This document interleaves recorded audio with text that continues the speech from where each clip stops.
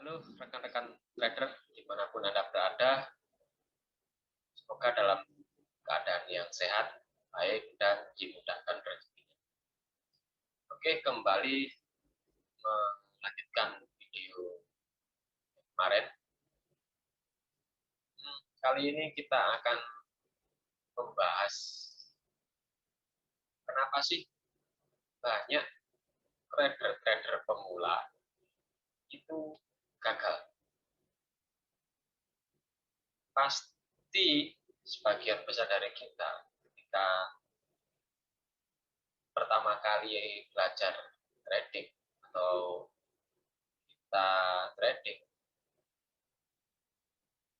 kita pasti akan mengalami yang namanya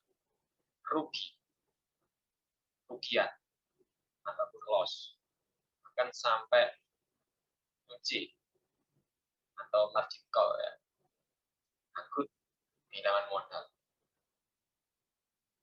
Sebenarnya hal itu tidak perlu terjadi jika kita mau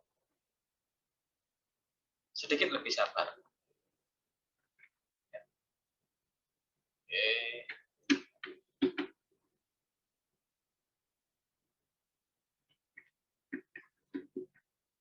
Kita akan kupas ya satu-satu. Kenapa sih banyak trader-trader itu gagal?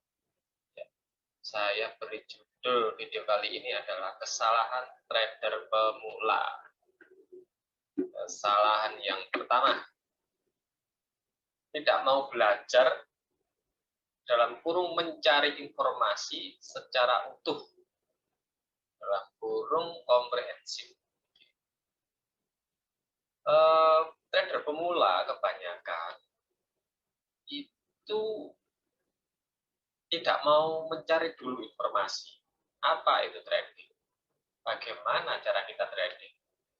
Apa dan bagaimana teknik kita trading? Apa resikonya? Ilmu trading itu banyak sekali ya. Dari mungkin pengenalan apa itu trading, bagaimana cara kerjanya, kemudian bagaimana kita mentradingkannya, baik melalui kita melihat indikator, kita melihat teknikal, fundamental, bagaimana kita belajar manajemen resiko, bagaimana kita belajar psikologi trading. Jadi banyak sekali. Kebanyakan orang pemula itu karena tahu, misalnya tahu promosi atau ditawari oleh orang atau teman, trader udah sukses, kamu bisa ikut dia. Caranya tinggal ikut aja pakai indikator. Pokoknya indikatornya bilang sell ya sell, indikatornya bilang buy ya buy. Atau kamu ikut aja sinyalnya. Biasanya seperti itu kan. Bagi orang yang belum mengetahui, tentu ketika diberikan tawaran, apalagi dengan iming-iming profit besar, dapat untung, yang diperlihatkan kan seperti itu biasanya, pasti akan tertarik. Kemudian langsung ketika ada uang, entah itu uang untuk kebutuhan sehari-hari, entah itu pinjam, ya, dia akan memberikan uangnya untuk ikut tawaran itu. Dan ini sangat berbahaya. Karena apa? Karena pengetahuannya belum menyeluruh, belum menggali lebih dalam. Apa sih tentang forex itu? Apa sih trading itu? Tidak digali. Kebanyakan yang ditawarkan kan profit. Tapi yang loss, yang rugi, yang ada resikonya kan tidak pernah diperlihatkan. Nah, apa ada sisi gelapnya dari dunia trading? Tidak pernah diperlihatkan. Nah, itulah yang menyebabkan trader pemula itu bisa gagal. Kemudian yang kedua, nah ini yang bahaya. Nafsunya, ingin cepat profit, dalam kurung cepat kaya. Trading itu bukan cara untuk cepat kaya. Anda tidak akan bisa kaya mendadak dari sini, dari trading, kecuali Anda punya keberuntungan yang sangat besar. Kecuali Anda memang sudah saat itu ditakdirkan untuk mendapatkan jackpot dari trading. Ya itu bisa-bisa saja sih. Tapi dasar mindset ketika kita trading, jangan sekali-kali kita beranggapan bahwa kita akan cepat kaya dari trading. No, tidak. Ya. Kalau ingin cepat kaya ya silakan cari pesugihan, bukan di trading. Trading itu butuh proses. Ya. Mindset ini harus dibuang. Silakan dibuang. Jika tidak, maka Anda akan mengalami kegagalan. Yang berikutnya, nah ini satu paket. Karena ingin cepat kaya, trader pemula tidak mau berproses, maunya instan. Trading itu butuh proses, seperti yang saya sampaikan kemarin, butuh waktu. Banyak kita akan mengalami jatuh bangun. Bahkan dalam mencoba sistem pun, kita akan mengalami banyak masalah, banyak kendala. Nah, ini harus kita pahami.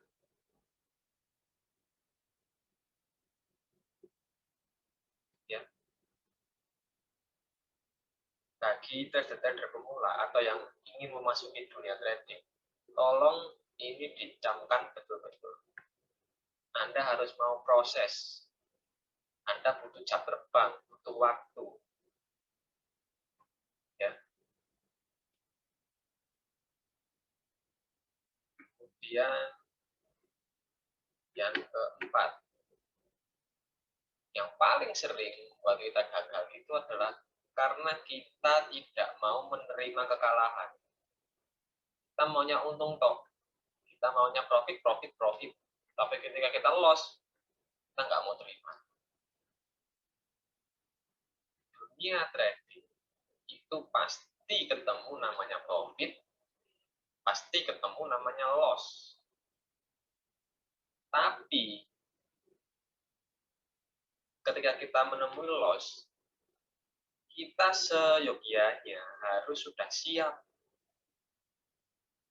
Ya. Dan kita persiapkan, kita mau loss berapa. Itu enaknya dunia trading. Contoh.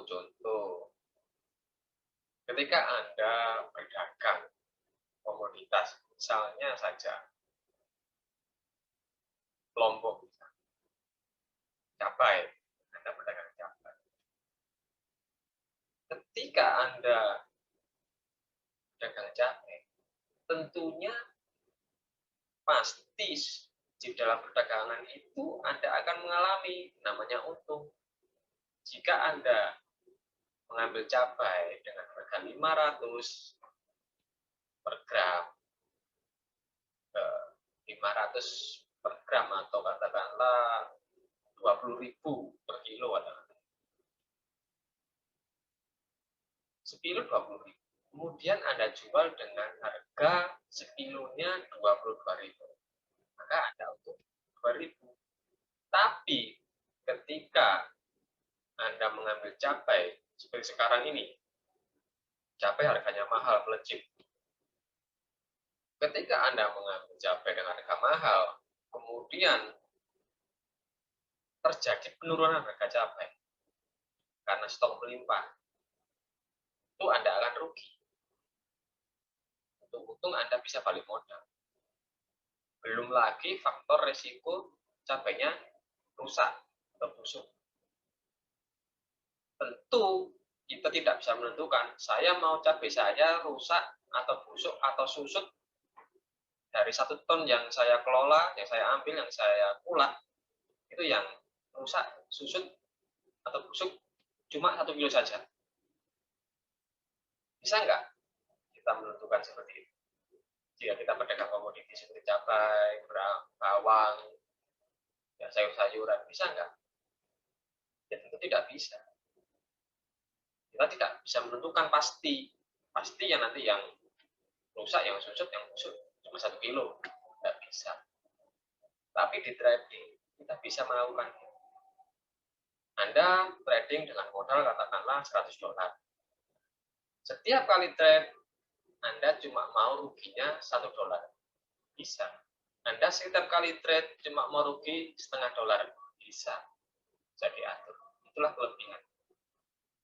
Tapi kebanyakan trader pemula, ketika dia mengalami loss, dia tidak mau terima. Biasanya loss-nya ditahan sampai tambah besar. Tidak mau cut loss. Atau ketika loss, langsung open lagi dengan posisi lot 2 kali lipat. Ingin balas dendam. Nah, disitulah kehancuran akan dimulai. Oke. Kemudian yang kelima, tidak sabar menunggu. Trader pemula kalau profit itu pasti profit langsung diambil. Tidak kuat menahan. Kalau loss ditahan, kalau profit segera diambil. Itu adalah kesalahan. Mengapa kita tidak batasi loss-nya? Kita resikokan kecil, tapi ketika profit kita hold, kita tahan, tidak terburu-buru diambil. Kenapa tidak berpikir seperti itu? Atau ketika belum ada sinyal untuk entry, karena tangan kita gatel, kita cari-cari alasan untuk entry. Menunggu itu adalah hal yang baik di dunia trading. Anda menunggu sampai terjadi benar-benar konfirmasi harga mau berbalik, harga mau melanjutkan tren. Ketika konfirmasinya sudah ada, baru Anda entry. Jangan belum ada konfirmasi Anda entry. Seperti itu. Jadi kesabaran dalam menunggu itu sangat penting. Juga ketika kita menghadapi floating, floating profit, floating loss, floating profit, floating loss. Tentu psikologis kita akan diajak-ajak. Nah, disitulah fungsi dari kesabaran. Misalnya trader itu, waduh, saya salah posisi. Padahal tadi saya itu sudah bilang, katakanlah Anda ambil posisi sell. Saya analisa itu sudah buy loh. Tapi karena harga tiba-tiba turun, saya ikut sell. Panik, terlalu reaktif. Seperti kemarin. Apa ya kok nggak saya buy saja? Biasanya kan seperti itu. Atau karena kurang sabar, di sell malah naik.